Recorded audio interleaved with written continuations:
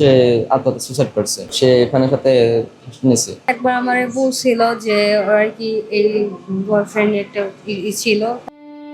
প্রেমে পড়লে মানুষ কি না করে।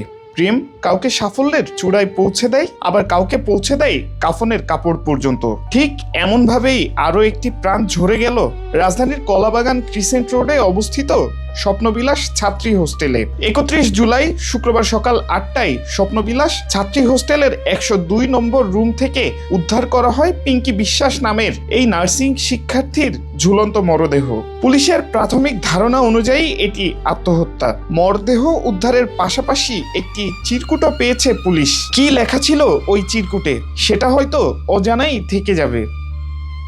ছাত্রী হোস্টেলের রেজিস্ট্রারে পিঙ্কি নামটি এখনো আছে। 30 জুলাই সন্ধ্যায় সর্বশেষ নিজ ঘর থেকে বের হয়েছিলেন আনোয়ার খান মেডিকেল নার্সিং ইনস্টিটিউটের প্রথম বর্ষের এই শিক্ষার্থী। ঘুমানোর পর রাত ম্যাম ফোন দিচ্ছে আমাদের কলেজ থেকে।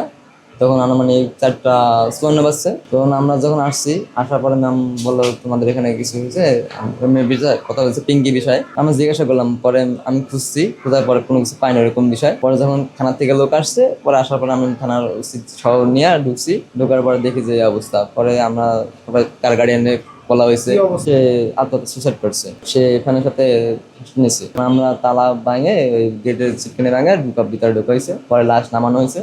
নামানোর পরে বাইর করে নিছে। আর তার গার্ডিয়ানের সাথে কথা বলা হয়েছে।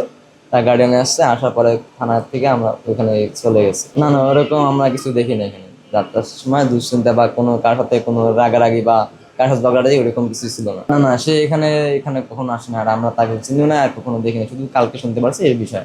তার যে বয়ফ্রেন্ড ছিল না কি ছিল সেটা আমরা কেউ জানি। তার এমনকি তার যে গার্ডিয়ান আছে তারাও জানতো না। পিঙ্কির এমন মৃত্যুতে আতঙ্কিত সহপাঠীরা। সবসময় হাসি খুশি থাকা মেয়েটি এভাবে চলে যাবে মেনে নিতে পারছে না তারা। আমি সকালবেলা ঘুম থেকে ওঠার পরে আমার পাশে ফ্রেন্ড ও ডাক দিছিল যে এরকম সুইসাইড করছে, তারপরে জানতে পারছি। ও আর কি তখন রুমে ওরে মেবি নামানো ছিল, শোয়া অবস্থা ছিল ঢাকা। জাস্ট কলেজে আমরা যাতায়াত করে ওই হিসেবে চিনি। 1.5 মাস কি 2 মাস এরকম হবে না। ও মোটামুটি ভালো স্টুডেন্ট ছিল।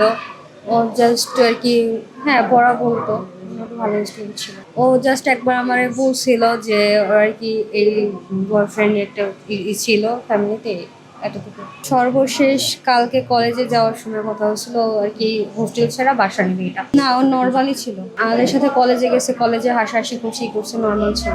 শিক্ষার্থীর মরদেহ উদ্ধারের পর প্রাথমিক সুরতো হলে এটি আত্মহত্যা বলে ধারণা করছে পুলিশ।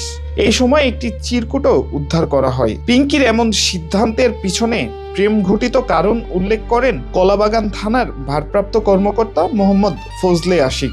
এটা ওই রাতে ভোরবেলা এটা ঘটনা। আমরা সকাল 8টার দিকে উদ্ধার করে আমরা পোস্টমর্টমে পাঠাইছিলাম। ছাত্রী হোস্টেল আর কি। ওটার নাম বিলাস ছাত্রী নিবাস ক্রিসেন্ট রোড। আত্মহত্যা তো বটে, আত্মহত্যা করছে।